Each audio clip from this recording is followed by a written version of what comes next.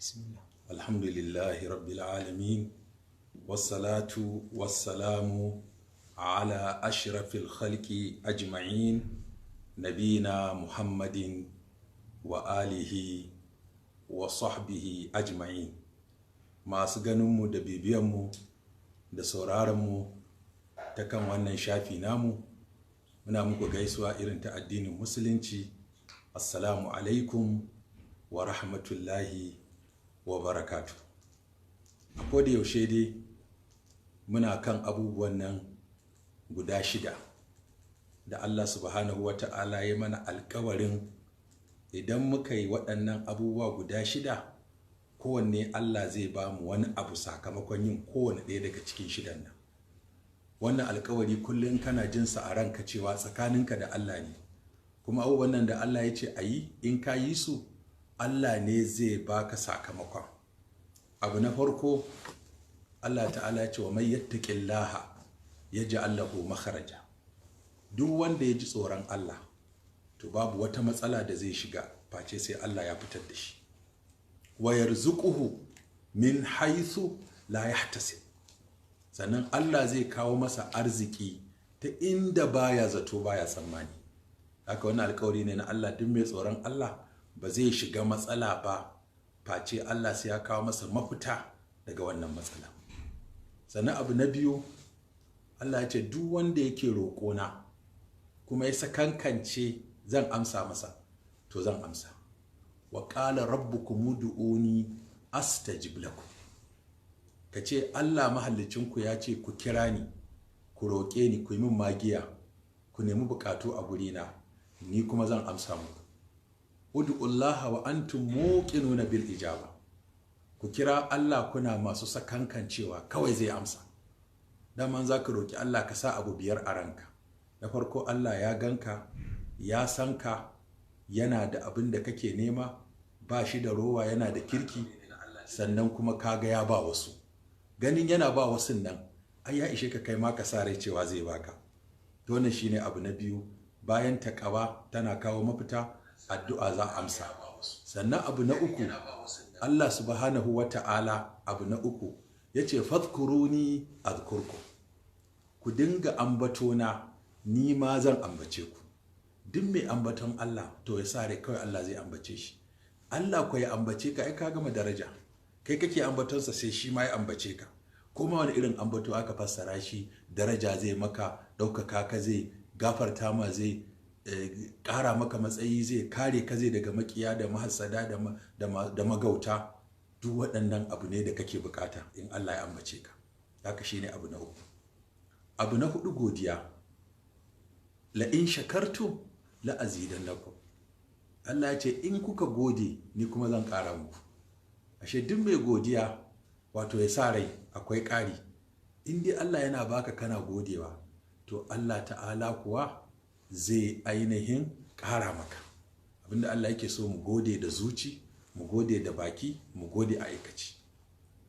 Sannan abu na biyar shine Allah subhanahu wata'ala ya ce wa ma kana Allahu mu'azzibahum wa hum yastaghfirun. Allah ba zai musu azaba ba matukar suna istighfari. Kenan duk wanda Allah ya azurta shi da istighfari, duk wanda Allah ya azurta shi da tuba da nadama da istighfari, to Allah ya ce ba zai mana azaba ba, ba zai halaka mu ba matukan muna istighfari. Akwai wani tabi'i da yake cewa ya nemi ɗan dako ya ɗaukan masa kaya daga kasuwa ya kai masa gida. Ɗan dako ya ɗau kaya, suna tafiya, yana nishi, yana alhamdulillah astaghfirullah. Duk sanda ya nishi sai ce alhamdulillah astaghfirullah, har aka isa gida. Sai yake tambayar ɗan dakon nan, shi wannan malamin, kai ya naji kana yawan alhamdulillah kuma kana yawan faɗan astaghfirullah? Yace kwarai. Yace saboda idan na kalli ni'imar da Allah ya min to sai in ce alhamdulillah, ni kuma in na kalli kuskuren da nake yi sai in ce astaghfirullah. Kuma dama haka ne, ko dai Allah ya min ni'ima masa godiya, ko ni nayi kuskure nemi gafararsa. Kuma anan ne malamai suke cewa ai addinin musuluncin dama gaba ɗaya ai abu biyar ne: yi na yi, bari na bari, a baka ka gode, a jarabce ka ka jure, ka yi laifi ka tuba. Waɗannan abubuwan guda biyar da sun samu, to mutum ya shiga cikin waɗanda Allah ta'ala yake bukata. Da haka a cikin wannan shiri za mu dinga yin abubuwa guda uku. Na farko, za mu dinga amsa tambayoyi da fatoyin masu saurare gwargwadon iliminmu da fahimtarmu. Idan ka yi tambaya wacce muka san amsar ta kai tsaye, za mu baka amsar. In kuma ka yi tambayar da take da nauyi, ta fi ƙarfin iliminmu, ta wuce saninmu, to sai mu batta sai mako na gaba, sannan sai mu zo da amsar ta. In ko mu samu amsa ba, sai mu gaya maka cewa mu ma ba mu sani ba, kuma mun tambayi wani ya ce shi ma bai sani ba, kuma iya binciken mu har yanzu ba mu gano amsa ba. Wannan ko ba gajiyawa bane a babin ilimi. Idan ka tambaye ni abin da ban sani ba, na ce maka ban sani ba, wannan ba sabon abu bane, shi ma ilimi ne. Dama ko ka sani ne ko baka sani ba, an wajabta maka in ka sani ka faɗa, in baka sani ba ka ce baka sani ba. Don kowa ya haka ya zauna lafiya. Sannan abu na biyu shine za mu dinga kawo wasu kissoshi ko wasu labarai waɗanda suke ɗauke da fa'idodi, waɗanda ainihin za a iya samun fa'idodi a cikinsu, ko daga alkur'ani ko daga hadisi ko daga kissoshin magabata.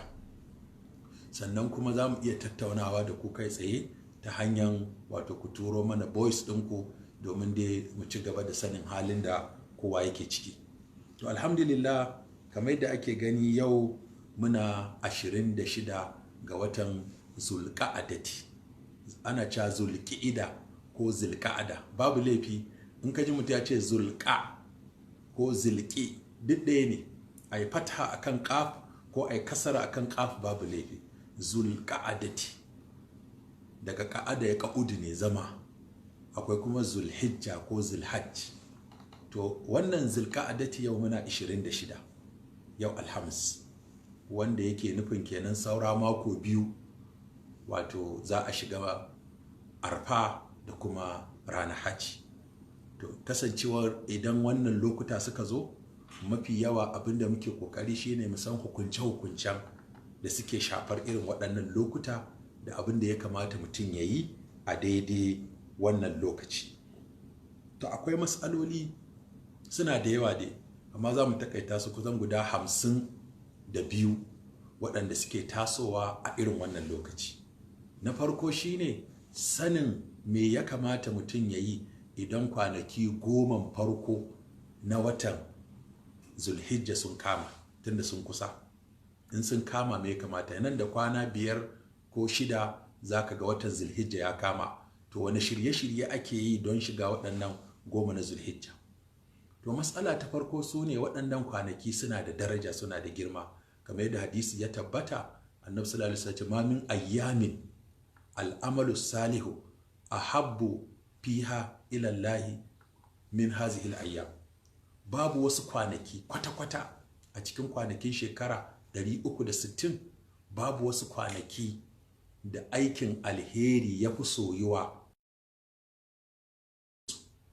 kamar waɗannan kwanaki guda 10 na farkon Zulhijja. Ta yi wa kai tambaya ka ce, akramakallah, ai akwai 10 ƙarshe na Ramadana. To me bambancin 10 ƙarshe na Ramadana da 10 farko na Zulhijja? Ai a can ma ɗin an ce kwanaki ne masu daraja, har ma kuma a cikinsu ake samun daren Lailatul Qadari. To me wanne ya fi daraja tsakanin 10 ƙarshe na Ramadana da 10 farko na Zulhijja? To malamai sun tattauna cewa waɗancan dararen ne suka fi daraja, waɗannan kuma rana ce tafi daraja. Akwai dare akwai rana. To ranar kwanaki 10 nan da za su zo na Zulhijja sun fi daraja, sannan dararen 10 ƙarshe na Ramadana sun fi daraja. Domin mafi yawa abubuwan da ake na daraja ɗin a cikin waɗannan kwanaki guda 10, ai da rana ake yin su, kamar ranar Arfa da Yawmul Hajjil Akbari. Kaga sidi duk da safa ake, Sulayya duk da rana ake yi, su Arfa ka gani da yamma bayan azhar, daga nan har zuwa rana ta faɗi a shiga dare. Kaga ashe kenan wato waɗannan su ne wato bambanci tsakanin 10 farko da kuma wannan 10 ƙarshe, amma kowanne suna da daraja a wajen Allah. A wasu malamai sun fassara da Allah ya ce wala yalin ashir, sun fassara su da waɗannan kwanaki guda 10. To tunda mun san daraja waɗannan kwanaki kuma ana son a yi aikin alheri ko ba tare da an ƙayyade ba, sai mu duba mu ga mun ji matsala ta farko shine falalar waɗannan kwanaki guda 10. Na biyu, a cikin waɗannan kwanaki guda 10 ake yin hajji, ake umara. Kaga ko ashe hajji kuma an san falalar hajji. Alhajjul mabrur laysa lahu jaza'un illa aljanna. Lafiyayyen hajji kubatacce ba shi da sakamako sai aljanna. Man hajja falam yarfuth wa lam yafsuq kharaja min zunubihi kayawmi waladatu ummu. Wanda diye hajji ba tare da yayi kwarkwasa ko fasikanci ba, zai dawo kamar ranar da mahaifiyarsa ta haife shi.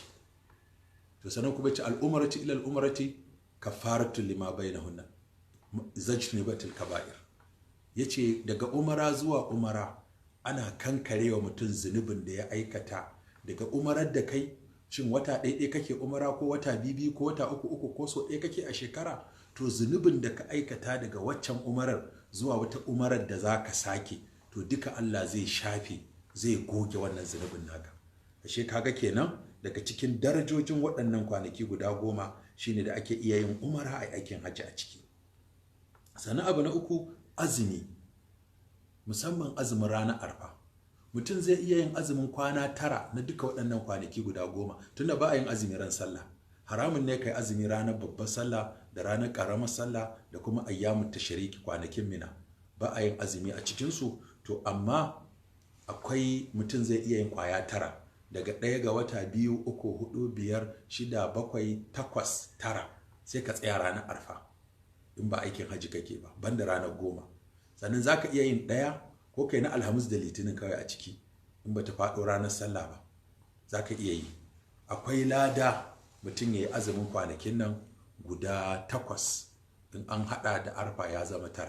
Amma ba za ka iya yi ba ma kai na arfa kawai, musamman in baka filin arfa.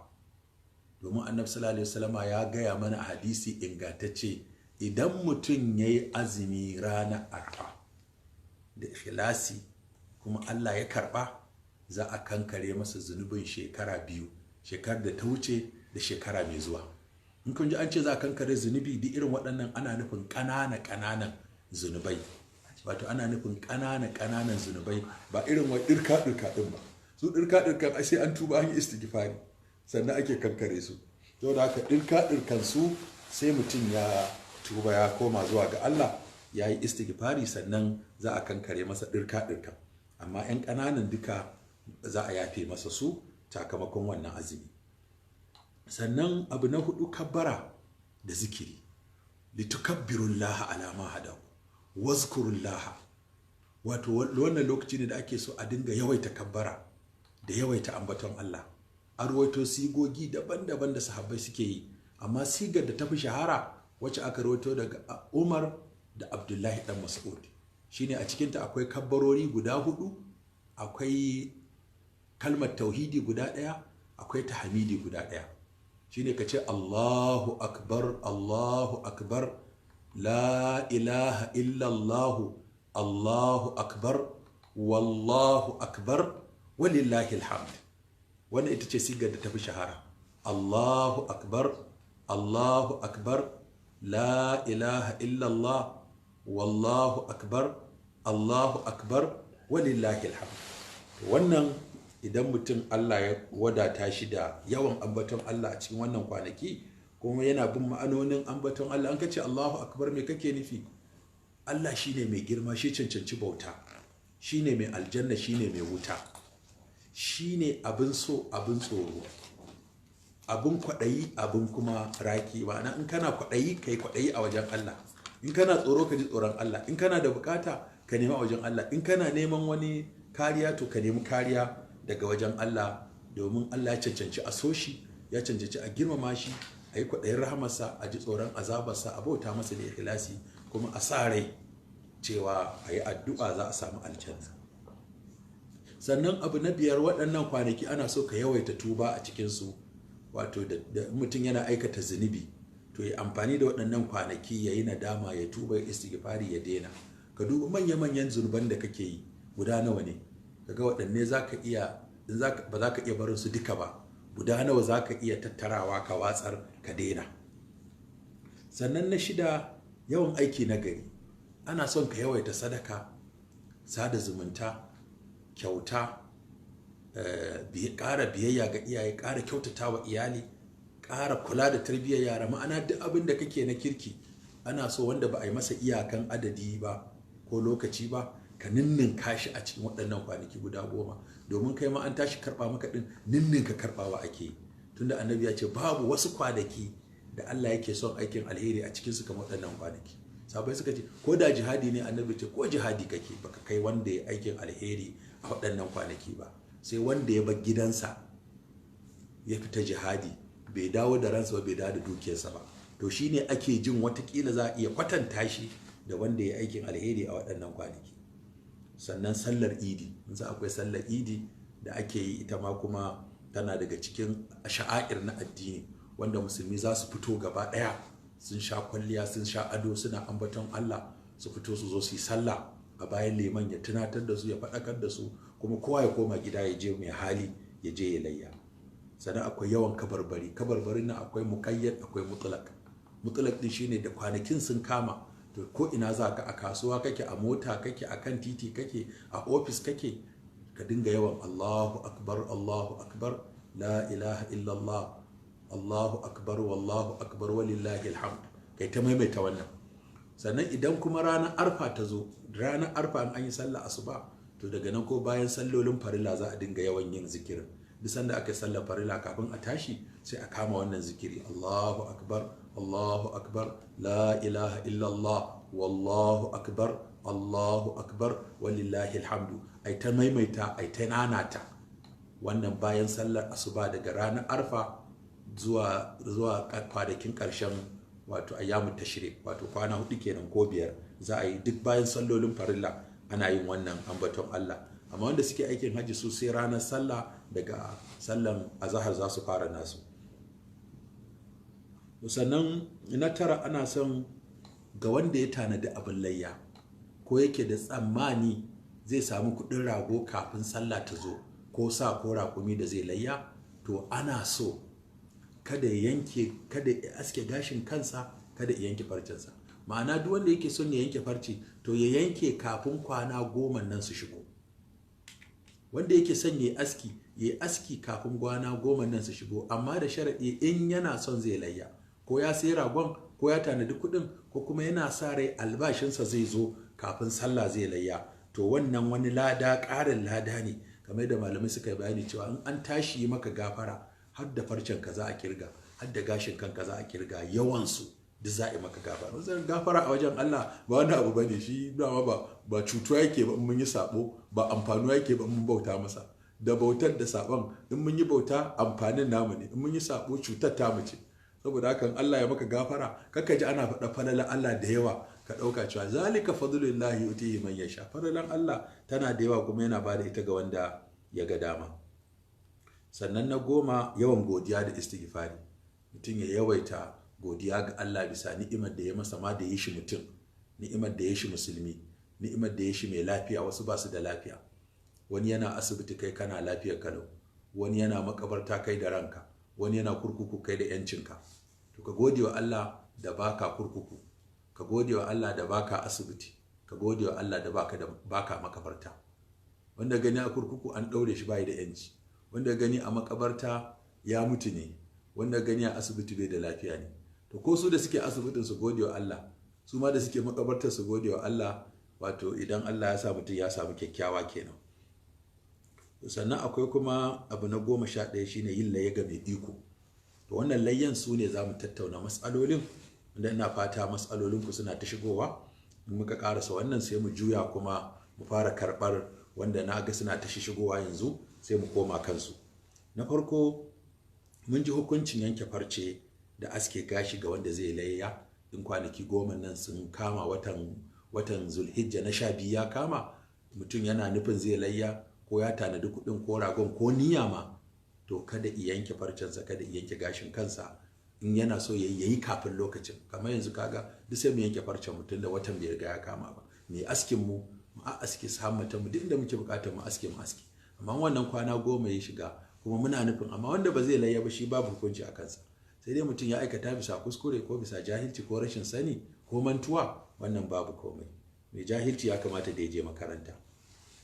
Sannan na biyu, layya a shari'a da yare. Me ma'anar layya a shari'a?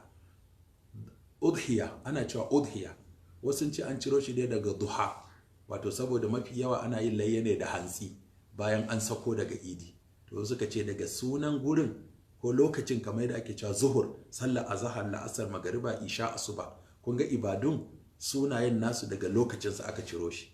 To haka su ma suka ce ita ma layya daga duha ne, ma'ana lokacin hantsi an sako daga idi ake yin ta. Sannan ma'anar layya a shari'a shine yanka dabba da nufin neman kusanci ga Allah. Ka yanka dabba wacce aka ce ka yanka da nufin a zuciyarka kana neman kusanci ga Allah, wannan shine ma'anarsa a takaice. Sannan hukuncin yin layya, ita layyan nan wajibi ce ko mustahabbi ce? Bayan malamai sun yi ittifaki akan cewa ya kamata a yi layya, sai kuma suka yi sabani akan wajibi ce ko ba wajibi ba. Wasu malamai suka ce yin layya wajibi ne kai layya, suka kawo hujjojinsu da dalilansu. Wasu malamai suka ce a'a, in an ce wajibi shine abinda in kayi zaka samu lada, in baka yi ba kuma ka aikata alhaki. Wasu kuma malamai suka ce a mustahabi ne yin layya, ma'ana an so kai layya, ma'ana in kayi layya zaka samu lada, in baka yi layya ba ko baka da alhaki, shine ma'anar mustahabi. Wasu kuma malamai suka ce, suka yi tafsiri, suka faɗi magana ta uku, cewa ga mai hali wajibi ya layya, ga wanda ba shi da hali ba sai yayi ba. To wannan shine kauli rajihi na ƙarshen nan, kana da halin layya kai, in baka da ita hali shikenan sai ka tsaya cikin wanda za a yan wana ma. Sannan me hujjar yin layya? Hujjar yin layya shine annabi yayi. Annabi ya samu girɗa rago guda biya yanka, yace wannan gare ni da al'ummata, Allahumma taqabbal minni wa an ahli baiti, Allah ka amsa min da ni da iyalina. Haka aikin manzon Allah ne, kuma sannan sunna ce ta annabi Ibrahim, lokacin da Allah ya kamfanshi ɗansa da ya mafarki aka ce ya yanka ɗansa annabi Ismail, ya ce ya bunai inni ara fil manami anni athbahuka fanzur ma za tara, qala ya abatif al ma tu'mar satajiduni insha Allahu minas sabirin. Yace ya kai ɗana, nayi mafarki ina yanka ka. Yace to baba me kake jira? Kayi mafarki kai kuma annabi? Ai da mafarkin annabawa gaskiya ne. Tunda Allah ya nuna maka ka yanka ni kuma a mafarki, kuma kai annabi ne, to na yadda ka yanka ni din, wato ya yadda a yanka shi. To shine Allah ya ce falamma aslama wa tallahu lil jabin wa nadaynahu an ya Ibrahim. Bayan sun miƙa wuya da mai yankan da wanda za a yanka duk sun yadda za su yi, shi ya yadda a yanka shi, shi ya yadda zai yanka, sai Allah ya masa wahayi cewa wa nadaynahu an ya Ibrahim qad saddaqatar ru'ya inna kazalika najzil muhsinin. Saboda ka an fasa yankan, sai aka fasa yankan, aka fanshe shi da rago. To wannan sai ta zama sunna ce, manzon Allah ya zo ya raya ta, kuma al'ummarsa suke ta raya ta. Da haka wanda yake da hali yayi, wanda ba shi da hali shikenan, wato ba sai yayi ba. Lokacin yin layya, lokacin yin layya shine idan mutum bayan an sako daga idi, kawai daga nan lokacin layya fara. Duk wanda yanka ragonsa kafin a sako daga idi, to kawai ya yi tsire, ya yi balangu. Sai bayan an sako idi sannan ne ake yin yanka. Sannan kuma wa ya kamata ya yi, wanda ya kamata ya layya shine wanda yake da hali, sai ya yanka rago ko sa ko saniya ko raƙumi ko raƙuma ko akuya ko ɗan akuya ko rago ko tunkiya. Za mu ji kuma tartibin yawan nama aka fi so ko ko daɗin nama aka fi so. Sannan wanda zai yanka abin layya shine an fi so ka yanka abinka da kanka, a danne maka, kuma ana so a wajen yankan nan ka lura da abu hudu. Na farko, a wasa wuka ta wasu sosai. Sannan na biyu, kada a dinga wasa wukar a gaban dabba tana kallon ka kana wasa wuka. Sannan kada a ɗauke ta a tuma da ƙasa a ji mata rauni wajen yanka ta za a yi. Sannan kuma akwai guda biyu ne, kada a yanka ɗaya tana kallo ana yanka ɗayar, sannan kuma a sa ta kalli gabas, a wasa wuka ta wasu. Sannan sai ka ce bismillah, in jini ya fito sai ka ce Allahu akbar, rabbana taqabbal minni wa an ahli wa minni wa min ahli baiti, Allahumma anni wa an ahli baiti. Aka ce wannan larabcin kuma ya tsauri mana. In ka ce bismillah Allahu akbar, Allah wannan layya na yi ta ne da ni da iyalaina, ko ma baka faɗa ba shi Allah ya san niyyarka a zuciyarka cewa da kai da iyalanka kake nufin kayanka, kuma ka ce Allah ya karɓa maka, ko da Hausa ka faɗa wannan din yayi. Wanda zai yanka abin layya mun ji shi, abin da aka faɗa a lokacin da ake layya shine bismillah Allahu akbar, rabbana taqabbal minni wa min ahli baiti, Allahumma haza anni wa an ahli baiti. Wanda abin layyarsa ya samu matsala, wato ka ɗauko abu za ka kai shi wajen yanka sai ya kare, gashi kuma za mu yi bayani cewa ba a yanka mai aibi, to kuma gashi ka ɗauko za a fito da shi sai ya kare, to wannan ba zai hana a yanka shi ba, tunda ainihin ba karyayye aka siyo ba. A siyo karyayye, ko a siyo makauniya ko mai ido ɗaya, ko a siyo ƙeƙashashiya ko ramammiya ko mara lafiya, tun wajen siyan dama da kaji aka nuna maka alhaji ga wannan girgirɗin rago kuɗinsa kaza, ka ce kai wancan ramamman fa, ka ce ya ce to ai ka san mu ma duk a rama muke, kama mu wancan ramamman, don kayan layya da ramamme ba ta yi ba. Haka nan aka ce ga wani mara lafiya can alhaji amma mai arha ne, ka ce to a ɗauko min shi, don kai da mara lafiya bai ba. Ko aka ce alhaji ga wata makauniya sai ta za a yi maka ragi, sai ka siyo makauniya, to wannan sai dai a ci nama kawai. Ko kuma kafarta ta kare, sai aka ce alhaji ga wata karyayya kuma amma dai insha Allah za a yi maka sauki, kai kuma saukin kake nema, sai ka siyo mai sauki karyayya, to ba ta yi ba. Waɗannan aibukan guda hudu da sama da su da daidai da su a ƙasa da su kawai aka yi saɓani. Annabi ya faɗi aibubuka guda hudu da ya ce a kiyaye a wajen layya. Kada a yanka mai ido ɗaya, kaga makauniya ma ta fi cancanta kenan ka a yanka ta. Kada a yanka gurguwa, kaga mara kafa ta fi cancanta ka a yanka ta. Kada a yanka ƙeƙashashiya ramammiya, to kaga wannan dama sai a kula. Sannan ka a yanka wacce take ba ta da lafiya, ba ma ta iya tayi sai an ɗauko ta, wato ta kusa mutuwa ka siya don kaga arha cewa mara lafiya ce za a yi maka arha, to kada ka yi wannan, tunda dai ibada za a yi a tsaya a yi abu mai kyau wanda Allah zai karba. Idan dabba ta yi bulbul amma shekarunta bai cika ba, ya za a yi? Shekarun da ake bukata a wajen yin layya ga rago akalla ya kai wata 6, to sai aka yi masa kiwon gona irin kiwon zamanin nan, sai ya zama bulbul kuma gashi bai kai wata 6 ba, to ba za a yi ba. Shekarun nan dole sai wata 6 nan sun cika zuwa sama sannan za a yi, in rago ne. Ko kuma dan akuya ne ko akuya sai ta yi bulbul amma bata kai shekara ba, to ba za a yi layya da ita ba. Ko kuma sa ne gashi ya yi bulbul amma bai cika shekara 2 ba, ya shiga ta 3, to ba za a yi layya da shi ba. Ko kuma raƙumi da gashi bulbul amma bai cika shekara 5 ba, to shi ma ba za a yi layya da shi ba. Da haka rago da tinkiya daga wata 6 zuwa sama, akuya da dan akuya daga shekara zuwa sama, sa daga shekara 2 zuwa sama, raƙumi da raƙuma daga shekara 5 zuwa sama. Dole in ka je siyan abin lai sai ka tambayi shekarunsa, yauwa, ko ka gan shi da kiba, idan bai kai shekarun da shari'a ta ce ba, bai yi ba. Haka in ya zama yana da cututtuka ko aibubbukan da shari'a ta faɗa guda 4 nan, da sama da su da daidai da su da ƙasa da su, wato shi ma ba za a karɓa ba. Da haka mutum sai ya kula da waɗannan, tunda ibada kake so ka yi, dole ka tsaya ka ji yadda ake yi, ba ka yi ta yadda ka ga dama ba. Wanda ya manta basmala, ka zo za ka yanka abin yankanka kuma sai ka manta baka ce bismillah ba, za a ci kwarai, kai musulmi ne, sunanka ya isa. Mantuwa din nan ba zai sa a ce la, ya manta bai ce bismillah ba, da haka ba za a ci ba. Malamai suka ce a ci. Wanda ya kuskure fa, maimakon ambaton Allah sai ambaci wani abu daban.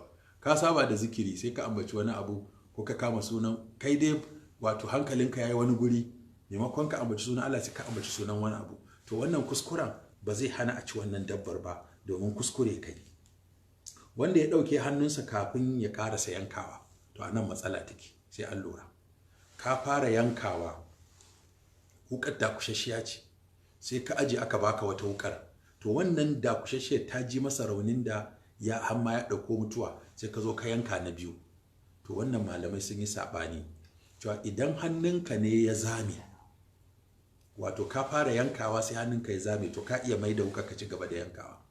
Hakanan kuma idan wukar ce ta dakushe, kana iya maza ka cafki wata wukar ka ƙarasa yankawa. Amma idan baka gama yankawa ba, ka ɗauke hannunka sai da kuma ya suma ko ya mutu ma, sannan ka mai da wuka ka ƙarasa, to wannan ba za a ci ba. Da haka wajen yankan nan a lura da abubuwan da ake so a yanke, su ne da makogwaro da madajiya da sauransu, duk nan sai ka yanke su gaba ɗaya. ko ba a so ka ɗauke hannunka baka ƙara yanke su ba, saboda ɗauke hannun a mayar shi kansa matsala ne idan an samu jinkiri kuma an yi da gangan, wato layya ta iya zama mushe ce ma ba ma layya ba ma. Hukuncin haɗa kuɗi a siyo abin layya, to yanzu sai zama mun ga raƙumi mu 7, kowa ya ba da 20,000 aka siyo shi 140, ko kowa ya ba da 30,000 muka siyo shi dai, to wannan ba laifi mu haɗu mu layyan gaba ɗaya a yanka raƙumin nan a raba shi 7. Kuma abin Allah, idan ba ku da hali na kowa isi raƙumi, ba ku da hali kowa isi raƙumi ya sai raƙumi ko sa, sai kuka haɗa kuɗi ku 7 kuka yanka raƙumi guda ɗaya kuka yi layya, to a wajen Allah duk raƙumi zai baku, ba wai Allah zai baku guntun da kuka yi bane, a'a, tunda iya abin da ku iya kenan. Shi yasa sahabbai suna yin tarayya a cikin raƙumi mutum 7, a cikin saniya ma mutum 7 su haɗu su yanka, da haka wannan babu laifi. Kuma ma wanda ba shi da niyyar layya ma zai iya shigowa, ya ce to ni nama fa nake so, kuma na ji an ce ku layya za ku yi, zai iya shigowa da kuɗinsa, shi ba da niyyar layya ba, da niyyar ya ci nama, ko kuma da niyyar layya, kuma duk kowa Allah ya bashi wa likulli mur'in ma nawa, wa inna ma likulli mur'in ma nawa. Tun yi wa mamaci layya, idan mutum ya mutu za a yi masa layya, akwai mas'ala 3 anan. Na farko wasiya, in yayi wasiya cewa a ɗauka a cikin kuɗinsa kuma kuɗin ya kai sulusi, ya ɗauka a yi masa. Na biyu, idan 'ya'yansa ne suka ce bari mu yi wa babanmu aikin alheri mai masa layya, wato don ya samu lada, da wannan suka ba shi ladan, babu laifi. Na uku kuma ya zama kamar an tilasta cewa duk sanda aka yi layya sai an yi wa mamaci baba da baba sai an musu layya, ko da hali ko babu. Amma wani sai ka ga washi ya haƙura bari wa iyayensa da ba su da rai, to ai ba a kallafa musu ba, kai ya kamata ka yi da niyyar ka tukunna ya zama layyar kai. Da haka a hali biyun can za a iya mutum layya idan ya yi wasiya ya bar kuɗin, ko kuma 'ya'yansa su ga cewa za su iya masa layya, wannan babu laifi a yi masa, amma ba ta hanyar kallafa wa kai ko su ƙi su ce iyayensu za su yi ba.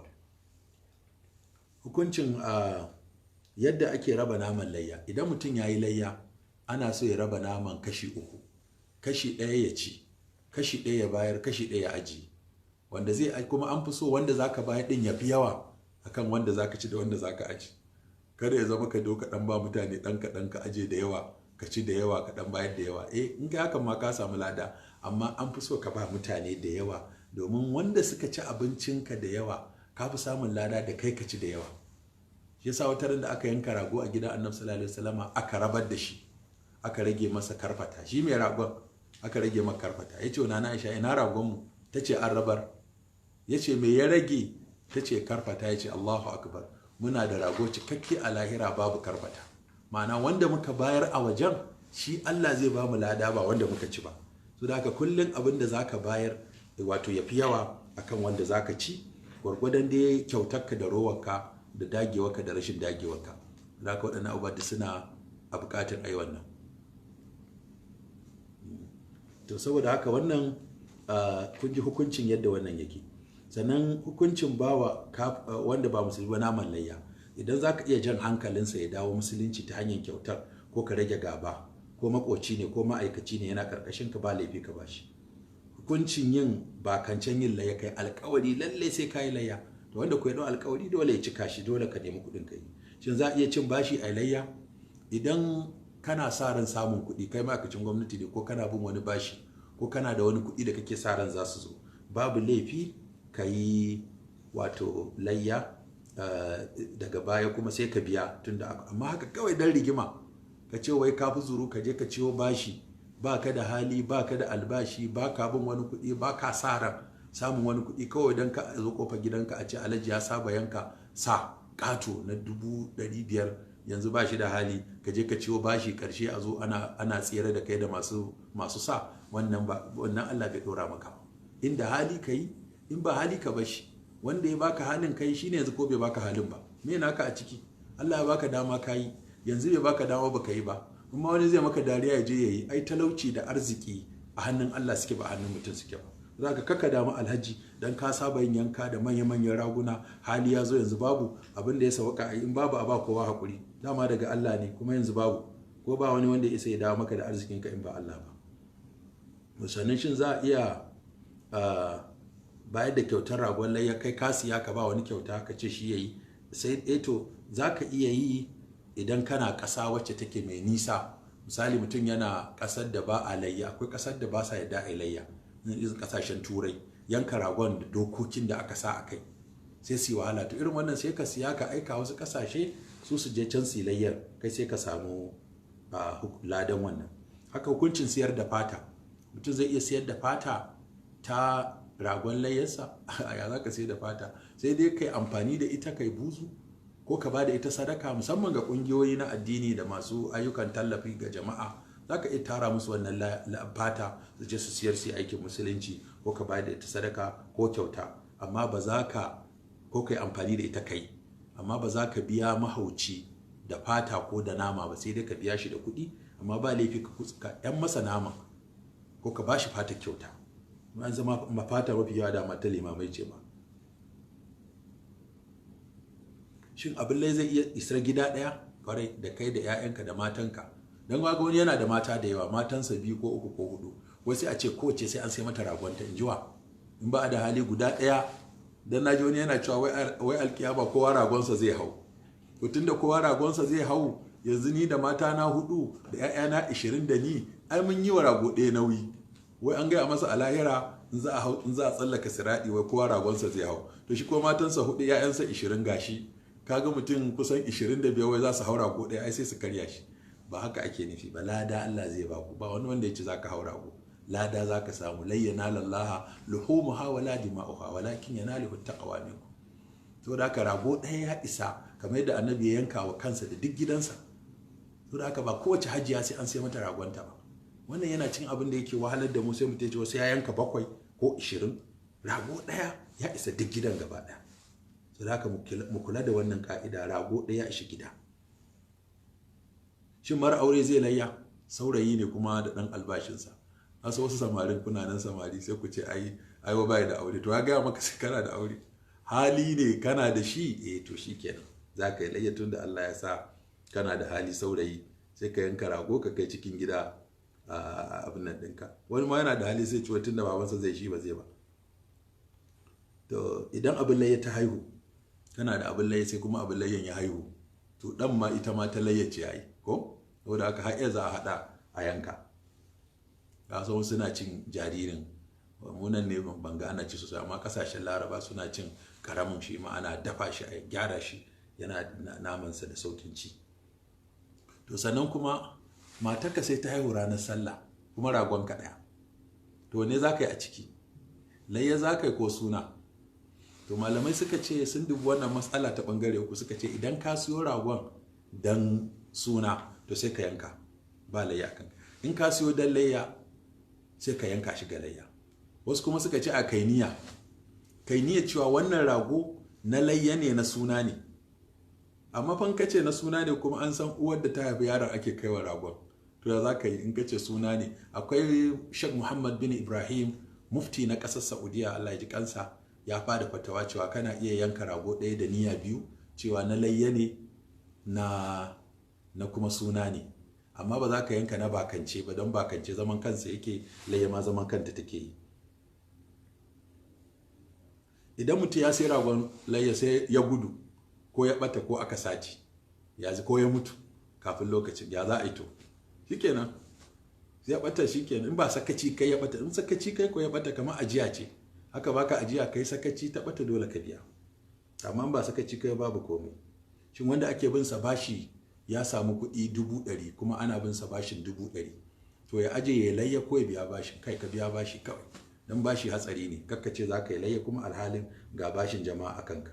Shin matafi zai iya layya? Kwarai, kana halin tafiya za ka iya yi, kuma za ka iya aikawa gida a yi maka. Shin ana iya rama layya bayan lokaci ya wuce? Ba a rama layya idan lokacinta ya wuce, sai dai a yanka rago a ci nama kawai. To wannan su ne a takaice matsalolin da muka tattauna. Yanzu kuma za mu koma kan abubuwan da kuke ta turowa, wanda na ga gasanan suna da yawa. Za mu koma yanzu kansu insha Allah. Ya tambayoyin suke?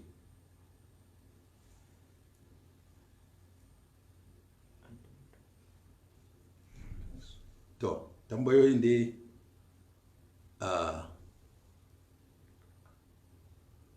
ga su nan suna ta shigowa ko na ga masu comment ko da tambayoyi ne 200, masu sharing 388, masu like 766, sannan kuma masu wanda suka yi samu wannan program din yanzu da muke mutum 23,421. Mikon ga menene za ta.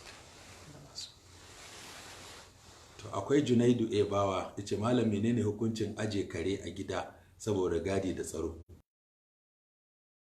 Sallallahu alaihi wasallam yace wanda ya aje kare in ba karen farauta ko karen gadi ko kuma karen farauta ba, kullun za a dinga daukan kamar girman kira'i daga cikin ladansa ana sabcewa a zubar. To sai ya zama karen gadi kuma a gona ko a kanti ko a wasu gurare, wannan malamai sun yadda aje kare domin ya maka gadi a gonarka ko a kamfaninka ko a kangonka wanda kake aje dukiyarka. Amma cikin gidan da kake kwana kai da iyalanka, malamai sun ce kada aje kare a nan, domin mala'ika Jibril ya zo gidan Annabi sallallahu alaihi wasallam sai ya tsaya a waje ya ki shigowa. Annabi sallallahu alaihi wasallam ya ce ya ka tsaya baka shigo ba, sai ya ce inna la nadkhulu baitan fihi kalbun aw sura. Mu ba ma shiga gidan da akwai kare ko kuma akwai butumi. To sai aka duba aka hanga wani dan kuikuyo ana fitowa da shi, sai Jibril ya shiga gidan. Saboda haka kaga gidan da iyalanka suke kwana, wannan ba za ka sa kare ba. Amma kango da shago da gona da kamfani duk wannan kana iya aje kare domin ya dinga haka. Wajen farauta za a iya farauta, to allimuna hunna mimma allamakumullah fakulu mimma amsakana alaikum. In ka saki karanka kai bismillah, in ya kamo sai ka ci. Wannan shine Junaidu Ebawa. Sannan akwai Aisha Bukar, tace Allah ya ja kwana masu albarka. Mala idan mutum ya fitar da mu da nabi don biyan azumin shin yayi? To ya sha azumi ne kuma zai biya da mu da nabi? Ban gane wannan tambayar ta Aisha sosai ba. Ishaq Faruk, masha Allah, Allah ya kara lafiya da imani. Malam don Allah ina tambaya, zan iya sallar idi sau biyu?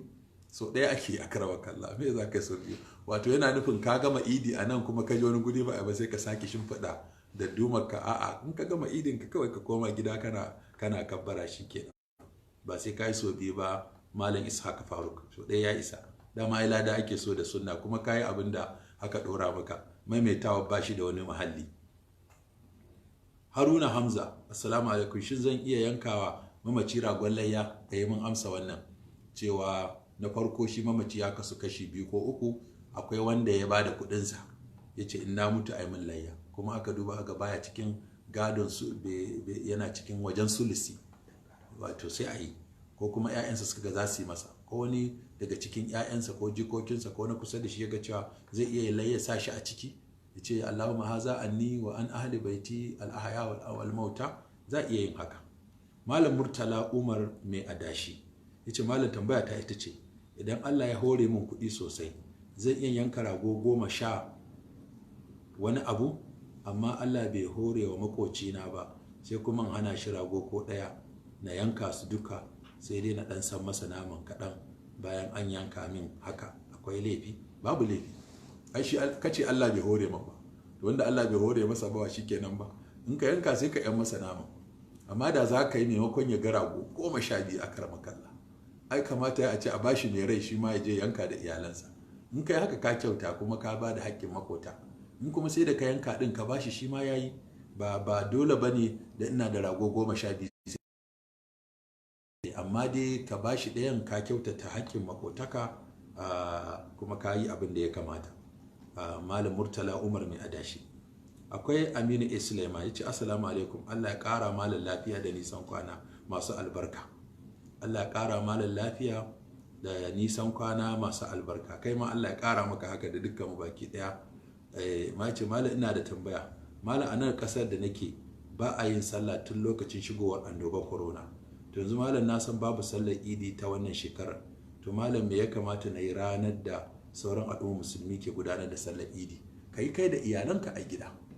ai a cikin karamar sallah ma fatuwar da malamai suka yi kenan, suka ce sallar idin nan nafila ce, to ka tara iyalanka kai sallah raka'a biyu ka tashi kai musu hudu ba, yadda ake sallar idi a kabbarorin nan guda 7 a farko a 5 a farko a raka'a ta biyu ka yi ta siffar idi, sannan ka tashi ka faɗakar da su ko minti 5 ne shikenan ku yi kabarbarin ku a gida, ko kai da abokinka in ma kai kaɗai ne ka yi ta dai yadda ta zo sallar idi. Kuma abin Allah idan larura ta sa baka je masallaci ba kai sallarka a gida, to daidai kake a wajen Allah da wanda ya je masallacin, tunda larura ce ta tare ka ba wai son zuciya kai ba. Da haka wannan shine abin da ya kamata malam Abdulaziz malam Aminu A Suleiman. Akwai Ado Suleiman yace malam zaka iya bawa mutane zakka domin su yi layya? A'a, ka dai ba su zakka, amma ka ce sai sun yi layya da zakkarka, wannan ba sharadi bane. Ka bani zakka kawai, watakila ma in yi wa yara na kaya yafi, ko in je in sai masara da shinkafa yafi min layyar. So ba za ka bani zakka kuma ka sharɗanta min sai zan yi layya ba. Ba ni zakka kawai ka ja bakin ka kai shiru ka kyale ni na je ne abin da na ga dama da ita. Akwai malam Abdulaziz Muhammad Umar yace assalamu alaikum, Allah ya karawa malam lafiya da tsawon kwana. Malam ina da tambaya, malam anan kasar da nake wake shine wancan na farko. Akwai Muhammad Hussein yace malam me hukuncin masu zagin sahabbai? A'udhu billahi minash shaitanir rajim. Man sabba ashabi fa alaihi la'natullah wal mala'ika wan nas ajma'in. Wato wannan hadisi kadai ya isa ya tsoratar da mu bisa zagin sahabi. Yace wanda ya zagi sahabbai na, tsinuwar Allah tana kansa, tsinuwar mala'iku tana kansa, tsinuwar mutane tana kansa. To wai ma me maka sahabi zaka zage? Aure kuka nema ya kada kai, ko ku ba addinin ku ɗaya ba, ko ba addinin ku ɗaya da mutum, sannan kuma ina yake yanzu? In abin kirki duk ƙarshen abin da zaka faɗa shine ka karanta wani abu mara kyau game da shi, to ka tabbatar gaskiya ne? Sannan da ka karanta abu mara kyau, me yasa baka karanta mai kyau ba? Sannan sahabin nan dai koma waye a cikin sahabban nan, koma me ka karanta game da shi mara kyau, to yana da mai kyau. To sikelin auna mai kyau da mara kyau din a hannunka yake ko a hannun Allah? Sannan hanyar da Allah yake wa mutum gafara guda 10, duk ka auna kaga sahabincin bai tsallake su ba, ya cancanci tsinuwa. Na farko istighfari, bai istighfari ba akan saban da kake gani yayi. Sannan na biyu bai tuba ba. Sannan na uku bai da wani aiki mai kyau da Allah zai kalla ya kankare masa wannan zunubin. Sannan addu'a da musulmi suke ta yi, rabbana ghafir lana wa li ikhwanina allazina sabaquna bil iman, Allah bai karbi ta kowa. Duk miliyoyi da biliyoyin musulmi da suke ta addu'a Allah ya gafarta mana, ka gafarta wanda suka gabace mu, kana jin da Allah bai gafarta masa ba. Sannan kuma ceton annabi sallallahu alaihi wasallam ai hanya ce ta samun tsira. Musulmi su yi aikin alheri su bayar, Allah ya jarabce ka ma da makiya su dinga ma sharri, suna zagin ka, suna cin mutuncinka. Kamar wani tabi aka gaya masa ga wani can yana yi da kai, sai ce alhamdulillah na samu lada ba tare da na sha wahala ba, ko ba tare da an tambaye ni da ikhlasi ko babu ba. Ma'ana an ɗauko ladansa an bani tunda yana zagi na babu alhaki. Sannan abin nan da ka karanta akan sahabin nan cewa yayi abu mara kyau har kake kinsa, gaskiya ne? Ya tabbata ma? Sannan in ya tabbata kuma ba shi da wata mafita, ba za ka yi masa wata fassara ta mafita ba? Saboda haka ni ban ga dalilin zagin wanda ya riga ya wuce ya rasu ba. Ya riga ya wuce, yanzu in dan aljanna ne yana aljanna, dan wuta ne yana wuta, ba abin da ya shafe ka. Kai ta kokarin kanka ya za kai ka tsira, kai kuma naka mummunan da naka kyakkyawan da taka makomar da naka ƙarshen da taka wutar da sikelinka da mutuwarka da siraɗinka da mizaninka da wutarka da aljannaka duk a hannun Allah take, ko baka da tabbas ina zai kai ka. So ka tsaya kawai kana ta zagin wani, ina ga babu hikima a cikin wannan, a ilmance, a hankalce, a al'adance. Ƙara kawai in yi abu mai kyau ka ɗauka, in yi mummuna kansa yawa. Man ji abin hasan falo ashar amsalha, wa man ji abin sayyata fala yujza illa mislaha. Man amila salihan fali nafsi, yayi mai kyau yayi mara kyau, yana gaban wanda yake yin hukunci akan mai kyau da mara kyau. In aljanna zai sa shi tuni ya shiga, in wuta zai sa shi tuni ya shiga. Amma ka tsaya kana ta la'antarsa, in ka la'ance shi ko ba akan ya cancanta ba, to fa ladan ka za a dinga dauka ana bashi, ladan ka za a dinga dauka ana bashi. Haka ji lahira yace me nema ka la'ance ni, yace wasa wallahi wasu rayoyi na gani an ce kai kaza, ce to baka nema mun gafara? Kai yanzu babanka da babanka in suna faɗa, ai sulhu ya kamata kai musu, ba ka zo kai ta abu. Da haka wannan ina gaba wata hikima a cikin yin haka. ya kamata mu ji tsoron Allah mu kiyaye abin da zai jawo mana asara. Wannan ya ce Abu Hanif Muhammad salam, mala idan aka tsinci rago za a iya laye da shi. Ka tsinci rago ba sai kai cigiya ba, to yanzu kai ka tsinci rago, yanzu ka ji dazumin ce wani ragonsa ya bata, to ai sai kai cigiya an tsinci rago a unguwa kaza mai kama kaza, kai post din sama a WhatsApp ko Facebook mu gani, wanda ya san ya jefar da rago a yanayi kaza ya zo ya karba. Mutum ya zo kai naka ne, to ga dafa Qur'ani kace ka rantse da Allah da ya saukar da Qur'ani na ragon ka ne, in ba shi da hujja sai a ba shi. Amma ya za ka yi layya da ragon wani, kaga ai ba a yin haka ko. Maryam Usman da ninna ne ko malam sal damina da ninna aka sadi ana. Malam in mun karanta sunan ka daidai baka yi hakuri dan yadda ka rubuta haka muka gani. Malam sallar idi ga mace shin wajibi ne ko an fi son ta yi a ɗakinta? Gaskiya an fi so mace ta je idi, sai dai idan akwai unguwan nan da in an tafi duk gidan ba kuwa sai barayi kuma su je su sata. Kuma yanzu nan mun yi fatawa muka ce mata su dinga zuwa sallar idi, ashe barayi su kuma sun lura da haka, da suka ga duk unguwa an tattaru da matan da 'ya'yan da masu gidan an tafi idi, su kuma suka ƙi zuwa idin, da suka fasa musu gida suka yi musu sata.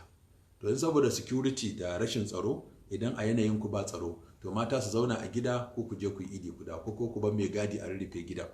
Amma annabi sallallahu alaihi wasallam ya umarci umma atiya ta tattaro mata har da masu jinin al'ada waɗanda ma ba sallah za su yi ba, su zo su taru a kusa da gurin, in an yi addu'a su ma su samu albarkar wannan rana. To kaga tunda annabi ya ce a fito da mata masu yin jinin al'ada su zo sallar idi ba don su yi sallar ba, sai don su samu ladar da ake samu a gurin, ashe kaga muhimmi ne a ce mutum ya zo wannan guri. To in ji Maryam kin ji amsar abin nan ɗinki, kuma a ƙarshe ta ce malam Allah ya saka da alheri. Akwai Sofi Jibril, haka ne? Sofiya ne ko Sofi? Ya ce assalamu malam, tambaya ta anan shine duk shekara ina ma iyaye na layya, amma wannan sallar rago ɗaya ne da ni, sai ka yanka abinka, su kuma iyaye ka ce Allahumma gafirhum kama warhamhuma kama rabbayani sagira. Kai ka fi bukatar rago yanzu, su kuma addu'a suka fi bukata. So da tunda guda ɗaya ne, sai ka sa kanka da su, ma'ana ka yanka ragon da kai da iyalanka masu rai da iyalanka mamata duka ce su shiga ciki. Wannan babu laifi ka ce haza anni wa an aba'i ko wa an ahali, ka gani al-ahya wal mauta, ka ce da masu rai da matattu Allah din na yanka musu wannan ragon, kuma duk zai ishe ku. Yace Aminu Islama ya sake dawa kenan ko, yace Allah ƙara mala lafiya da nisan kwana masu albarka. Aminu suna daga Abuja Gwagwalada. Tambaya ta ga malam shine, ni dan kasuwa ne, na yi lissafi kayana na samu naira 600,000, shin suna da zakka ko babu? Ai 600,000 in dai iya su kudinka kenan, ai ba su kai zakka ba, sai dai in riba kake nufin ka samu 600 an ɗora su akan uwar kuɗi, da yanzu zakka ina ga sai ya kai miliyan 1.5. to kaga miliyan 1.5 kuma miliyan 1 zaka fitar mata da 25,000, rabin miliyan kuma zaka fitar mata da 12,500. kaga zakka ta zama 37,500 kenan ta miliyan 1.5. so da haka abinda ya kamata ka kiyaye kenan. Aminu A. Sulaiman, Allah kuma ya karba mana, ya karba maka, kuma dukkaninmu Allah ya bamu dacewa da sauransu. To waɗannan dai kaɗan daga cikin tambayoyin da kuka turo ni, kuma kamar yadda kuka shina insha Allah duk ranar Alhamis a daidai irin wannan lokaci karfe 4:30 zuwa 5:30 za mu dinga yin program akan wannan shafi, live program, wanda kuma abin da za mu mai da hankali shine amsa tambayoyinku kai tsaye. So da haka gashi Malam Najib da Malam Abdulkadir Bello, yan uwa waɗanda su suka ɗauki wannan program suke watsa muku shi kai tsaye, muna musu addu'a, da kuma Umar bin Khamis wanda shi yana can yana monitoring daga Kano, su kuma muna nan Abuja tare da su ake gabatar da program. So da haka Malam Najib da Malam Abdulkadir, Allah saka muku da alheri, matasa ne dukkaninsu, Allah kuma ya sa rayuwa ta kyau, sannan kuma Allah ya ba mu lada, da wanda suka saurara, da wanda suka gani, da wanda suka yi ta'aliki, da wanda suka yi comment, da wanda suka yi share, da wanda suka ba mu haɗin kai, duk muna muku addu'a. Allah ya saka kowa da alheri, Allah kuma ya bar zumunci, Allah ya yaye mana wannan yanayi da muke ciki. Da mun ci a ƙarshe za mu dinga addu'a don wasu rubutu da a yi musu addu'o'i, to dukkan mu za mu yi tawassali da sunayen Allah ko mu sa rai cewa Allah dukkan wanda yake da bukata ta alheri Allah ka biya masa, Allah wanda yake da wata damuwa Allah ka yaye masa. Wannan ƙasa ta mu Najeriya da muke fama da matsaloli iri-iri na tsaro da na talauci da na rashin zaman lafiya, Allah ka dube mu da idan rahama, Allah ka yaye mana wannan matsaloli. Tattalin arzikin mu Allah ka inganta mana shi, tsaron mu Allah ka inganta mana shi, imanin mu Allah ka inganta mana shi. Allah ka ƙara mana zaman lafiya, ƙara mana arziki, ka ƙara mana wadata, kuma ka sami amfani da su wajen binka da kuma yin abin da ya kamata. Muna roƙon Allah ta'ala ya yaye wa dukkan kowane musulmi da yake da wata damuwa a kan kansa, Allah ya yaye masa. Wanda yake da wata bukata ta alheri Allah ya biya masa. Allah ya ba mu kyakkyawan rayuwa, ya ba mu kyakkyawan ƙarshe. Allah ya sa mu gama da kyau da imani. Wassalamu alaikum wa rahmatullahi wa barakatuh.